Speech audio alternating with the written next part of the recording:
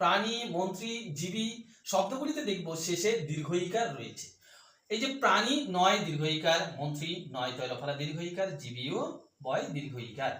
এই শব্দগুলির পরে কোনো কিছু যুক্ত করে আরো বিশেষ বা বিশেষণ পদ তৈরি করতে যাই, তখন কিন্তু এই দীর্ঘইকার আর দীর্ঘইকার থাকবে না, তা হ্রস্বইকারে পরিণত হবে। যেমন প্রাণী বানানে নয় দীর্ঘইকার আছে, কিন্তু প্রাণীকুল, প্রাণীজগৎ, প্রাণীতত্ত্ব, প্রাণীবিদ্যা, প্রাণীহিংসা এগুলোতে নয় হ্রস্বইকার দিতে হবে।